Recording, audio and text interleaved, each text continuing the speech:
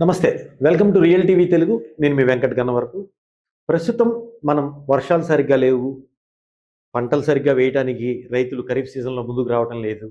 ఇది మాట్లాడుకుంటున్నాం. సాధారణ పబ్లిక్ రైతులు కాకుండా మామూలు వాళ్ళైతే సిటీస్‌లో గాని, పల్లెటూరులో గాని ఎండాకాలం లాగానే ఉంది. ఏసీ కూడా వేసుకుంటున్నాం ఇంకా. ఏసీ వేయాల్సి వస్తుంది. అలాంటి ఉష్ణోగ్రతలు ఉన్నాయి, వాతావరణం ఉందని మాట్లాడుకుంటున్నారు. ఈ వాతావరణం ఎందుకు ఏంటి అని అడిగినప్పుడు మీడియా ద్వారా గాని, సోషల్ మీడియా ద్వారా గాని, కొద్దిగా అనుభవం ఉన్న వాళ్ళు గాని ఎల్ నినో పరిస్థితులు ఏర్పడ్డాయి. ఇది ఎల్ నినో వల్ల జరుగుతుందని చెప్తున్నారు. అసలు ఏంటి ఎల్ నినో అంటే? ఫస్ట్ సాధారణంగా ఏం జరుగుతుందో చెప్తాను. ఎల్ నినో ఏంటో చెప్తాను. ఎల్ నినో వల్ల ఏం జరుగుతుందో చెప్తాను. సాధారణంగా మనకేం జరుగుతుందంటే పసిఫిక్ మహాసముద్రంలో మధ్యలో తూర్పు భాగంలో ఒక వేడి వాతావరణం అనేది ఉంటుంది. వెచ్చగా ఉంటుంది. ఆ వెచ్చటి వాతావరణము తూర్పు నుంచి పడమరకు వెళ్తుంది. అంటే ఎగ్జాంపుల్ ఇండోనేషియా, ఆస్ట్రేలియా వైపు. ఆ వెళ్ళే క్రమంలో చల్లటి మేఘాలను సృష్టించి వెళుతుంది. అది భారతదేశానికి భారతదేశం ఉపరితలం మీద అంటే మన ఆకాశంలో భారతదేశం ఉండే ఎయిర్ కంట్రోల్ అంటాం కదా! ఆ ఆకారంలో ఆకాశంలో ఆ మేఘాలు ఏర్పడతాయి. అవి వర్షించి ఆ మేఘాలు వర్షించి వర్షంగా వస్తుంది. అవే నైరుతి ఋతుపవనాలు తద్వారా వర్షాలు పడతాయి. వర్షాలు పడితే మనకేంటంటే కృష్ణా, గోదావరి నదుల్లో అనేక నదుల్లో వాటర్ సోర్సెస్ పెరుగుతాయి. రిజర్వాయర్‌లో నీటి మట్టం పెరుగుద్ది. గ్రౌండ్ వాటర్ లెవెల్ పెరుగుతుంది. బోర్లల్లో నీళ్లొస్తాయి. పంటలు బాగా పండుతాయి. బావుంటుంది. ఇది సాధారణంగా జరుగుతుంది. ఎల్ నినో వల్ల ఏం జరుగుతుంది? ఎల్ నినో వల్ల ఇందాక నేను చెప్పింది పసిఫిక్ మహాసముద్రంలో మధ్యలో తూర్పు భాగంలో వెచ్చటి వాతావరణం ఉంటుంది గదా!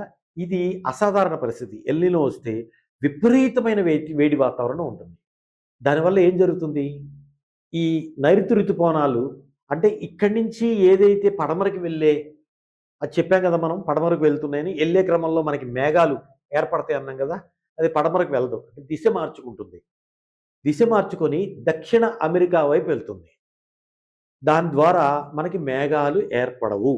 ఎప్పుడైతే మేఘాలు ఏర్పడవో నైరుతి ఋతుపవనాలు లేట్ అవుతాయి. లేదా అసలు వర్షాలే ఉండవు. మేఘాలే లేనప్పుడు వర్షాలు ఎక్కడి నుంచి వస్తాయి? తద్వారా కరువు ఏర్పడుతుంది. వాటరే లేనప్పుడు కరువు ఏర్పడుతుంది. దానికంటే ముందుగా రిజర్వాయర్లలో నీటి మట్టం తగ్గిపోతుంది. విపరీతమైన వేడి వాతావరణం ఉంటుంది. రిజర్వాయర్‌లో నీటి మట్టం తగ్గినప్పుడు భూమిలో లోపల నీటి శాతం కూడా తగ్గుతుంది. అంటే గ్రౌండ్ వాటర్ లెవెల్స్ కూడా తగ్గిపోతాయి. బోర్లలో నీళ్లు తగ్గిపోతాయి. అంటే కాలువల్లో నీళ్లుండవు.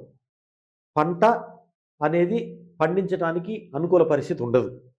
ఖరీఫ్ సీజన్‌లో పండించలేకపోతున్నారు రైతులు. ఇప్పటికే దాదాపు వర్షాకాలం వచ్చేసి 45 రోజులు దాటి 50 రోజులకు అడుగు పెడుతున్నాం మనం. ఇప్పటివరకు నీటి చుక్కలేదు. అడపాదడపా ఏదో వచ్చిపోయినట్టు వర్షాలే గాని. అదే ఎల్ నినో. దానివల్ల కరువొస్తుంది. పంట పండకపోతే కరువే కదా! సో, ఆ పరిస్థితులు ఎదుర్కొంటున్నారు. దాని మీద 2 రాష్ట్రాల ప్రజలు తక్షణమే చర్యలు తీసుకుంటున్నారు. వాతావరణంలో వచ్చిన మార్పులివి. ఏదో ఉపశమనానికే గాని పూర్తిగా ఎల్ నినోని ఆపే చర్యలేం తీసుకోలేరు. ఏ ప్రభుత్వాలు చేయలేవు. సో, ఇదో పరిస్థితి అయితే భారతదేశంలోనే ఒక భిన్నమైన పరిస్థితి ఉంది. ఇక్కడ మనం ఎల్ నినో పరిస్థితులు ఎదుర్కొంటే దక్షిణ భారతదేశం మనం ఉత్తర భారతదేశంలో లా నినో పరిస్థితి. లా నినో ఏంటి? సేమ్ పసిఫిక్ మహాసముద్రంలో మధ్య ప్రాంతంలో ఉష్ణోగ్రత విపరీతంగా తగ్గిపోయి లా నినోకి విపరీతంగా తగ్గిపోయి పూర్తి చల్లగా విపరీతమైన చల్లగా అంటే -డిగ్రీస్ వచ్చేస్తుంది. ఏర్పడిపోయి దానివల్ల అది అట్నుంచి పశ్చిమ దిశగానే వెళ్తుంది. భారతదేశంలో ఉత్తర భారతదేశంలో అది మేఘావృతమయ్యి విపరీతమైన వర్షాలు పడతాయి. వర్షాలు పడి వరదలొస్తాయి. మనం ఉత్తరాఖండ్ ఆ ఏరియా చూసాం మొన్న. హిమాచల్ ప్రదేశ్, ఉత్తర భారతదేశంలో కొన్ని, తర్వాత కేరళలో కూడా కొంత పడింది. అది లా నినో వల్ల. అంటే వాతావరణం సమతుల్యత తగ్గింది అనటానికి ఇది ముఖ్యమైన యాప్ట్ ఉదాహరణ. కాబట్టి ఒకవైపు కరువు, ఒకవైపు అధిక వర్షాలు, అతివృష్టి, అనావృష్టి. కాబట్టి వాతావరణ సమతుల్యం తగ్గింది. ఈ ఎల్ నినో పరిస్థితులు ఎంతవరకు దారితీస్తాయి? వర్షాభావ పరిస్థితులు ఎప్పుడు చెక్ అవుతుంది? అంటే ఎప్పుడు వర్షాలు పడతాయి?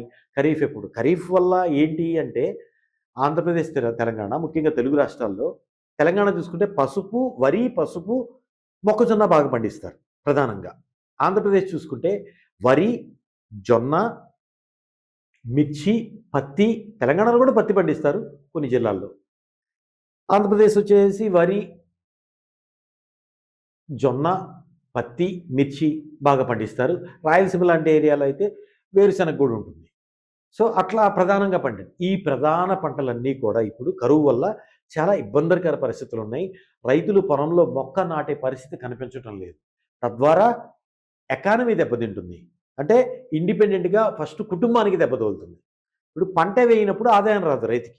రైతుకి ఆదాయం రానప్పుడు మార్కెట్‌లో డబ్బులుండవు. తిండి గింజలుండవు. తద్వారా రాష్ట్రాలకొచ్చే ఆదాయం, ఎగుమతులు, దిగుమతులు ఉండవు. రాష్ట్రాలకి, ప్రభుత్వాలకి వచ్చే ఆదాయాలు తగ్గిపోతాయి. కరువు ఏర్పడుతుంది. చూద్దాం ఎప్పటి వరకు ఈ ఎల్‌నినో పరిస్థితులుంటాయో. ఎల్‌నినో పరిస్థితులు లేకుండా వర్షాలు వచ్చి మంచిగా కరువు రాకుండా, కరువు బారిన పడకుండా కాపాడాలని రియల్ టీవీ తెలుగు కోరుకుంటోంది. మీ ఏరియాలో ఎలాంటి పరిస్థితి ఉందో ఒకసారి కామెంట్ చేయండి.